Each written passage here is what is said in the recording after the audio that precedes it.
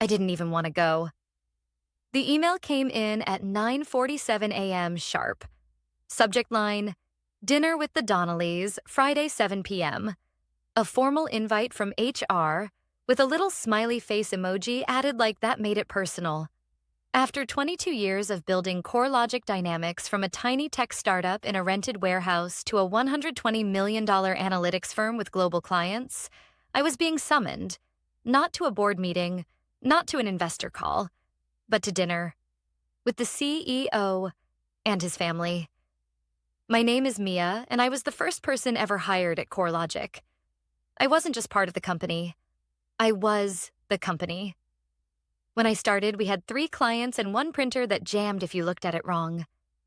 I built our client systems, managed vendor contracts, handled finances until we could afford a CFO, and pitched deals that kept the lights on. The founder, Doug Donnelly, used to call me the quiet engine. He said I kept things moving when everything else threatened to fall apart. But lately, I'd felt the shift. Doug had become more distant. My updates were skimmed rather than read. Our regular Monday meetings turned into bi-weekly calls that were sometimes rescheduled indefinitely. And then came the interns. Young, loud, buzzwords flying out of their mouths like confetti. I could feel the cold breeze coming before the window opened. So when I got the dinner invite, I knew. I just didn't know how cold that breeze was going to be. The restaurant was one of those swanky downtown rooftops with overpriced scallops and dramatic lighting. I wore a soft navy blouse and the pearl earrings my daughter gave me last Mother's Day. I looked respectable, executive, the way I always had. Doug was already there, standing beside a long white linen table with his wife, Patrice, and their daughter, Harper. She looked like she'd just walked off a runway. Blonde, polished, not a wrinkle in sight. In her linen pantsuit, she looked like the walking embodiment of LinkedIn CEO aesthetic. Mia, Doug beamed, arms open. So glad you could make it. Wouldn't miss it, I said, smiling as I slid into my seat across from him. My stomach coiled like rope. Dinner started off like any other executive gathering. Too much wine, too many compliments that meant too little. Harper asked about the company's early days, her tone light but condescending. It's so funny imagining you guys working out of like a garage or something, she said with a little giggle. I smiled. It wasn't funny at the time. Doug cleared his throat. Actually, Mia saved the company twice in the first 5 years. She brought in that defense contract that got us our first $1 million. Harper smirked. Well, every company needs its building blocks. I should have walked out then, but I stayed because I wanted to see how far they'd go. Halfway through the main course, halibut over saffron rice, Doug folded his hands on the table like a man making a peace offering. Mia, we've been doing some long-term planning, he said slowly. You've been more than instrumental in getting CoreLogic where it is. Here it comes. But as we position the company for its next phase, we feel it's time to bring in a new generation. Fresh energy, new vision. I kept my expression neutral. Harper just finished her executive leadership program at Stanford. He added proudly, like I hadn't mentored 5 Ivy Leaguers already. She's got some amazing ideas about modernizing the brand, moving us into blockchain, AI. Impressive, I said calmly. What's the transition plan? He looked relieved. 6 weeks. She'll shadow you initially. We'll handle the formal announcement after the quarterly call. Of course, there's a generous package. We want you to feel appreciated. That's when Harper leaned forward, fork in hand, eyes glinting. Time to step aside, Granny, she said with a little smirk. Let us take it from here. The table went silent. Even Patrice's fork paused midair. I looked at her for a long moment, then I smiled. Completely understand. Because what they didn't know, what they never even thought to check, was that CoreLogic wasn't just a company I helped build. It was a company I owned. In a way they had forgotten. Doug had once given me 5% in equity when we couldn't afford a raise. I never sold it. and I'd been watching quietly ever since. They thought I'd forgotten. Doug gave me 5% of the company in 2003, 2 years after we'd started CoreLogic. We were nearly bankrupt. I had just pulled an all-nighter cleaning up a billing disaster that nearly lost us our biggest client. Doug walked into my office, red-eyed and anxious, and handed me a single-page agreement. "Mia," he'd said, "I can't pay you what you're worth right now, but if we make it through this, I want you to have a piece of it." At the time, I barely glanced at it. It felt like a thank you card more than a contract. I was exhausted, loyal, and stupidly hopeful. But years later, when we incorporated and brought in our first outside investor, I had a lawyer review everything I'd signed. That's when I found out. It wasn't symbolic. It was real equity. Voting rights. Ownership. I never brought it up. Never boasted. Never reminded Doug. I didn't need to. I was part of the fabric of the company, or so I believed. But over time, CoreLogic changed, and so did Doug. He stopped asking for input and started chasing buzzwords. Consultants came and went, but the ones who smiled at Harper's LinkedIn profile stayed longer. Suddenly, value wasn't measured in loyalty or results. It was measured in optics, and I didn't look the part anymore. The next Monday, I walked into work like nothing had happened, smiled at reception, took my usual black coffee from the machine that still hissed like a steam train, logged into my email. My access was untouched. For now, no official announcements, just silence. Luis, our data engineer, stopped by my office with that cautious look he gets when something's off. "You okay?" he asked. I nodded. "Just a little dinner with the Donnellys." He winced. I heard. Word's starting to get around. People are confused. I met his eyes. "Let them wonder." I wasn't ready to show my hand. Not yet. Instead, I called up the shareholder portal and logged in. My 5% was still there, untouched. And with the new investors bringing fresh capital, that sliver of ownership had grown into something substantial. I downloaded everything: stock agreements, board voting history, executive pay packages. Then I requested a meeting with Doug's executive assistant. "I'd like 30 minutes with Doug. Private." She blinked, surprised, but nodded. "I'll see what I can do." When I stepped into Doug's office on Wednesday, he looked up with a wary smile. "Mia," he said, gesturing to the seat across from him. "How are things?" "Curious," I said, sitting down. "You didn't mention the equity I still hold." His smile froze, just slightly. "I assumed you'd cashed out by now." I didn't.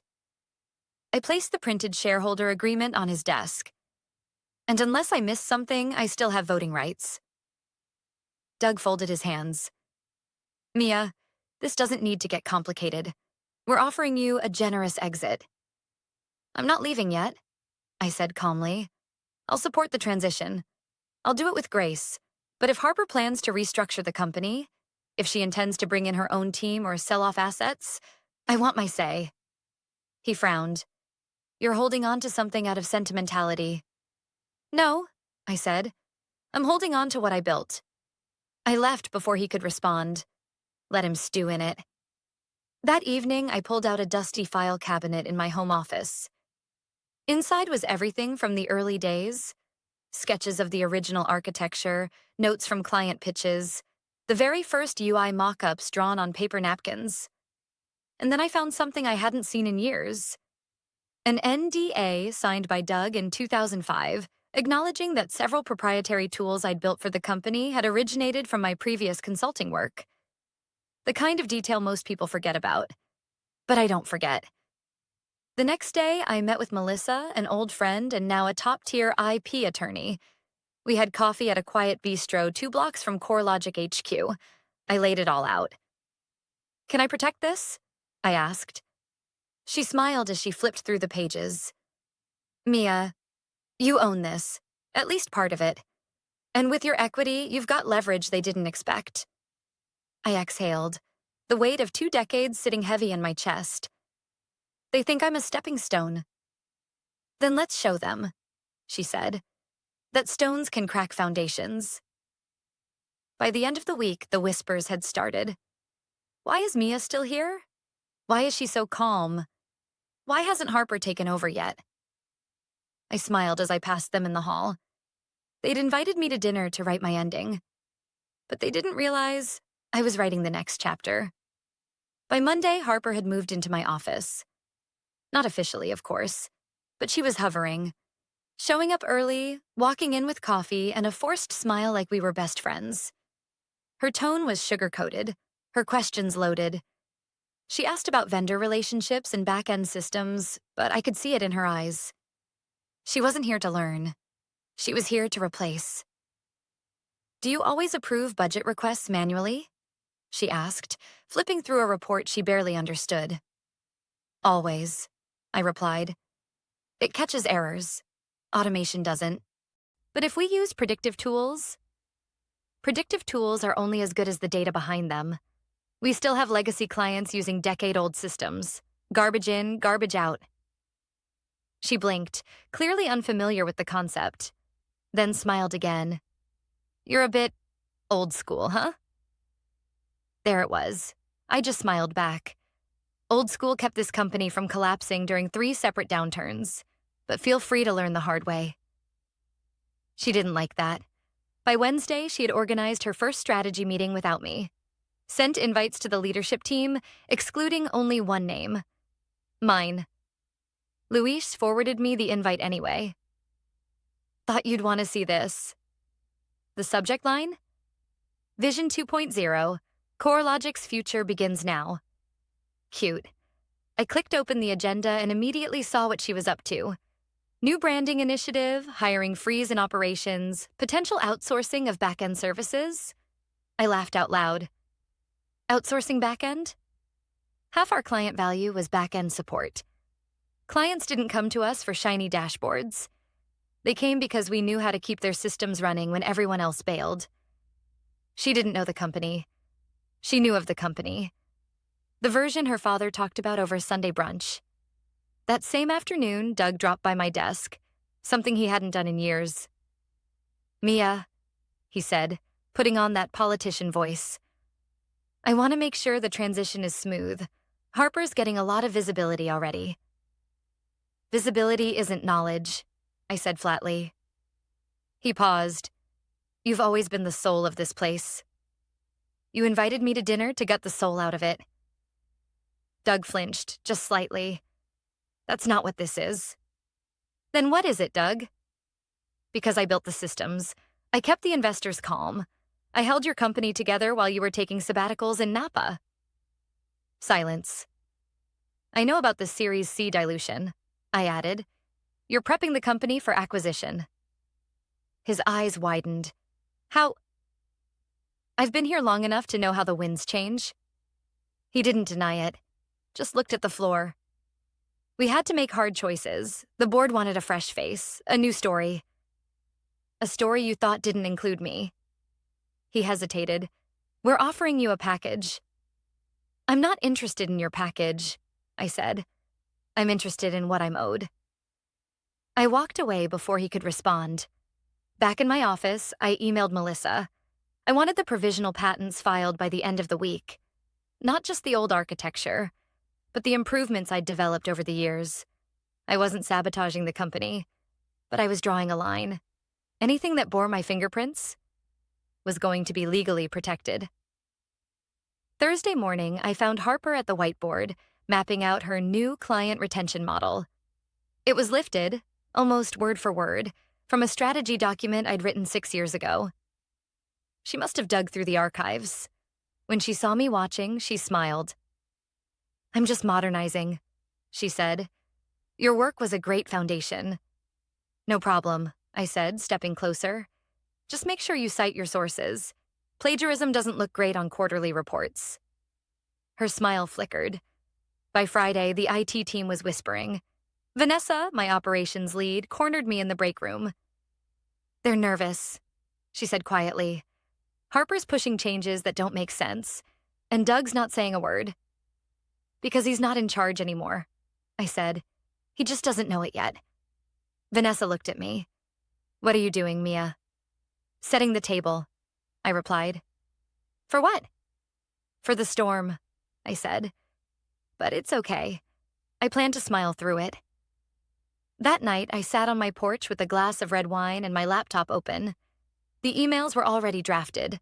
One to the remaining 3 board members, reminding them of my equity, and the original shareholder clause that required unanimous consent for structural overhauls. One to Technova Systems, a company we'd nearly acquired last year, now growing fast. I was on good terms with their CEO. I wanted a meeting. And one last email to myself. Subject line, leverage. I was storing everything, just in case. I didn't want war. I wanted recognition. But if they kept pushing me, they'd find out just how old school I could be. The official announcement came on a Tuesday morning. All-staff meeting, mandatory attendance. Harper at the front of the auditorium with a wireless mic, pacing like a TED speaker, while a slideshow played behind her filled with stock photos and vague slogans.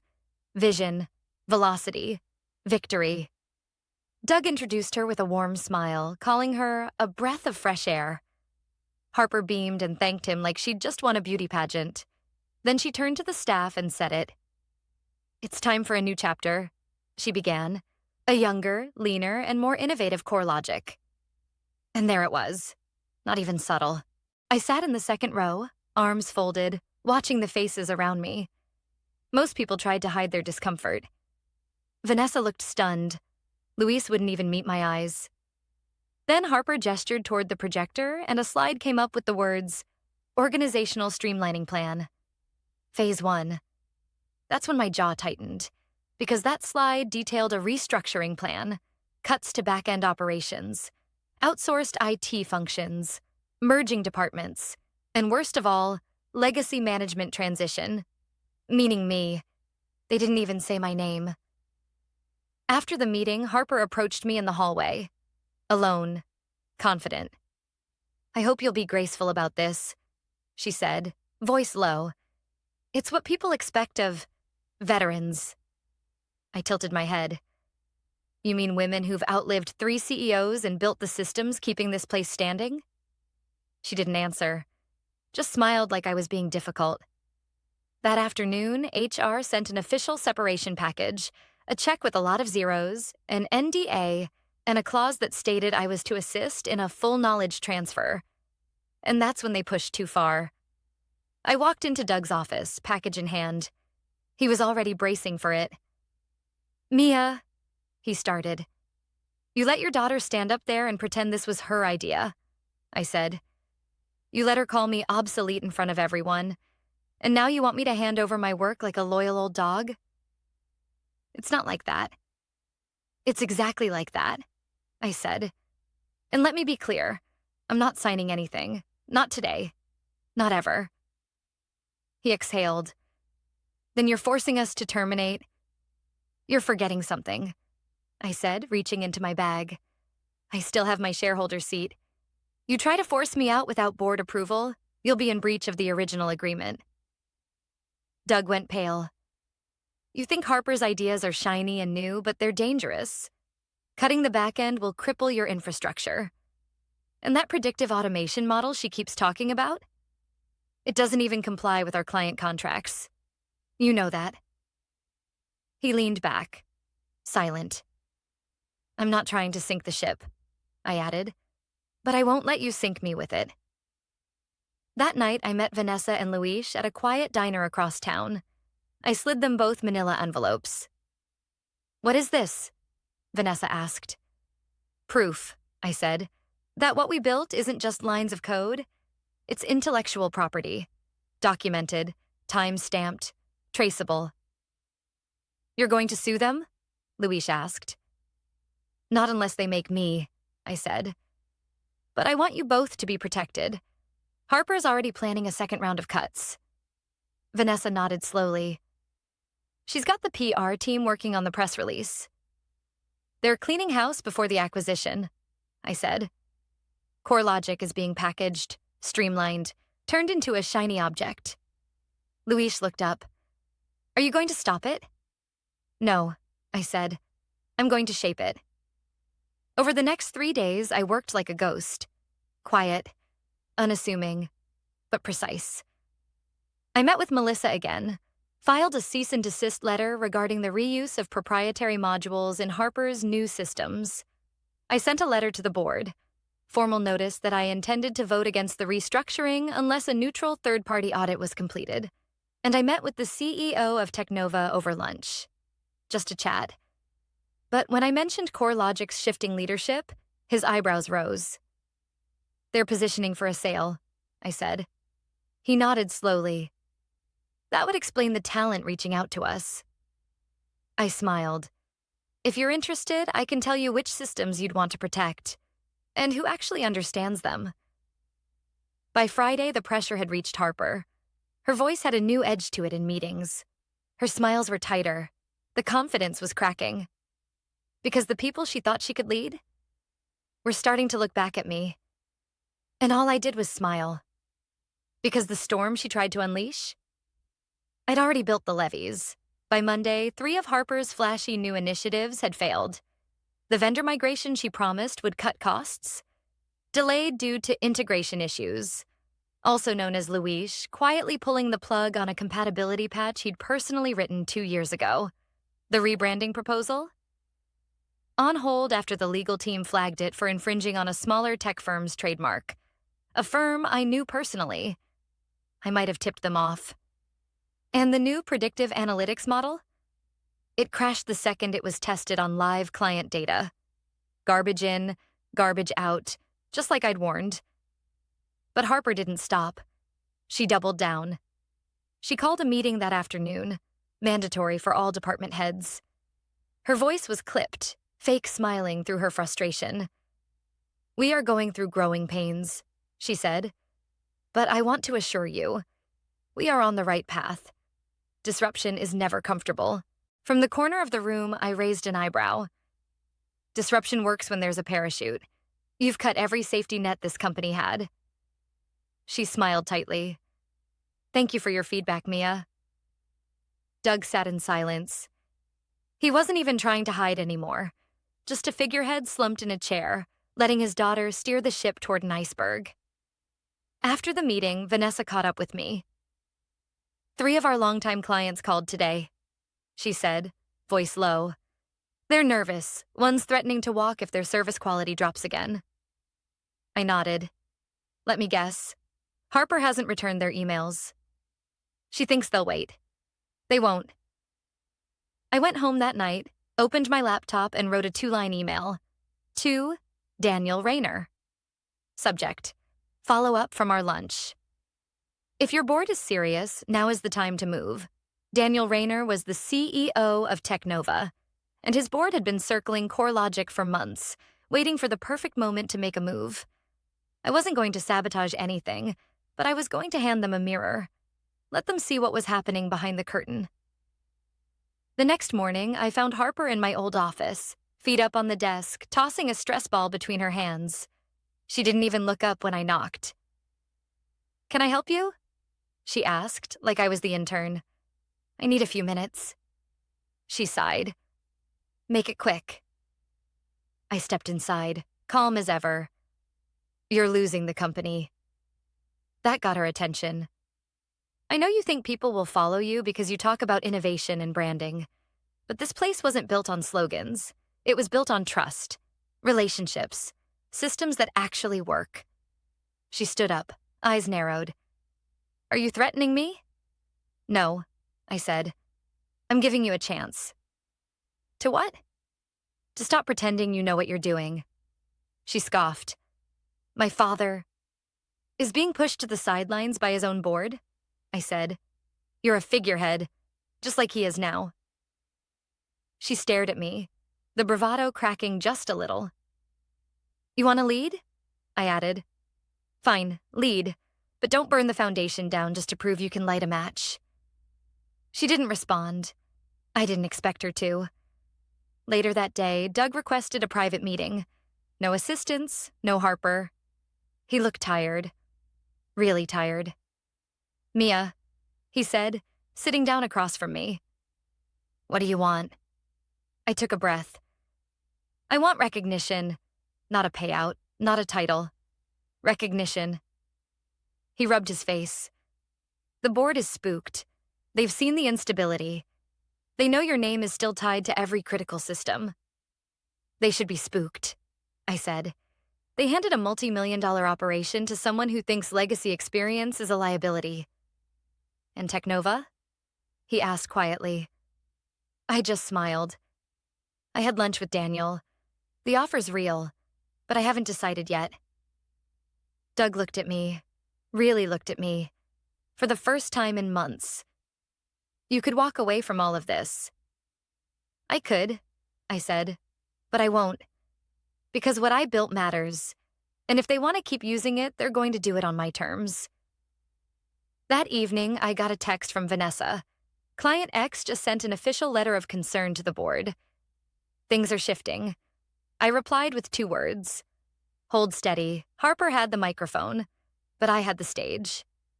And in just a few more moves, I'd be the one rewriting the script. The boardroom was full, not just physically, but viscerally. The kind of full where tension hangs in the air like static and everyone pretends they're calm when they can barely breathe. It was Thursday. Emergency session. The board had called it. The CEO, the interim leadership team, department heads, and me. Doug sat at the end of the table, looking 10 years older than he had 2 weeks ago. Harper sat beside him, flipping nervously through a leather notebook she hadn't written a single useful word in. And across from me, the man I'd spoken with over lunch just days ago. Daniel Rayner, CEO of Teknova, now wearing the polite, detached expression of someone evaluating a company's organs before deciding whether to transplant or walk away. Before we begin, said Celeste, the board chairwoman, we need to address the elephant in the room. She nodded toward me. Mia has brought to our attention several items, contractual, technical, and operational, that were not disclosed during our internal assessments of CoreLogic's transition phase. A few heads turned. Doug's face was stone. Harper glanced at me like she finally understood she'd stepped into something much bigger than her. Celeste continued.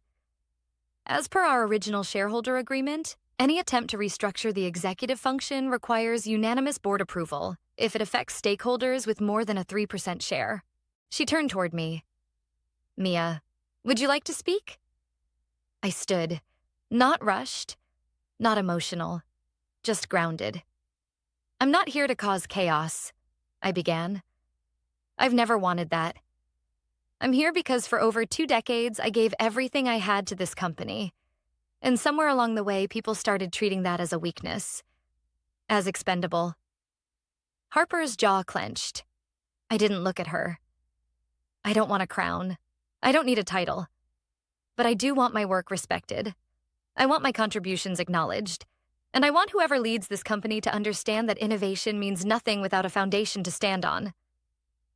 There was silence. Then Daniel cleared his throat. We've been watching this closely, he said, gesturing around the room. And we've seen the fallout. 3 major clients have voiced concern.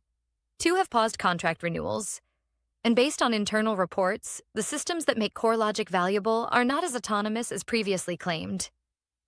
His gaze shifted toward Harper. She froze. He looked back at the board. Our offer still stands, but it's contingent on leadership stability. And frankly, we won't proceed if the current transition plan remains in place. Translation: Harper had to go. Doug opened his mouth, but Celeste held up a hand. Let's take a 10-minute recess. People rose, whispering among themselves as they filtered into the hallway. I stayed seated. So did Harper. She looked at me. Really looked at me. I didn't mean to destroy anything, she said, her voice small now. I met her eyes. You wanted to prove yourself, I get it. But you came in swinging without ever asking what we were swinging at. You treated people like obstacles. And you treated me like a footnote. She swallowed. What happens now? I leaned in slightly. That's not up to me anymore. That's the board's call. 10 minutes later, we returned. Celeste stood and delivered the verdict like a calm judge. Effective immediately, Harper Donnelly is relieved of all transition leadership duties. Doug will remain in an advisory role through the acquisition period. Mia Carter, she turned to me, will lead a transitional advisory team, reporting directly to the board and our prospective partners at Teknova. I didn't smile. I just nodded. Later that week, I signed my consulting contract. 3 times my old salary, full autonomy, and authority over systems integration during the acquisition. Harper left quietly. No goodbye email, no farewell party. Doug shook my hand one last time in the lobby. "I'm sorry," he said softly. "I know," I replied. 2 months later, CoreLogic officially became part of Teknova. Most of the staff stayed. I handpicked a new leadership team. Vanessa became director of operations. Luis took over engineering. Half the company now reported to people I'd personally trained. And I didn't move back into my old office. I worked from a small home setup overlooking the lake. Twice a week, I walked barefoot on the deck with my coffee, watching the sunrise while client dashboards loaded smoothly in the background. Systems I'd designed, still humming quietly beneath the surface. One evening, I got an email from Celeste. Subject: Legacy Mia. What you did, the way you handled it. We've never seen anything like it. You didn't just protect your legacy. You reminded everyone what real leadership looks like. I sat there a long time, staring at the screen. It wasn't about revenge. It wasn't about power. It was about value. Knowing it, owning it, and refusing to let anyone take it from you.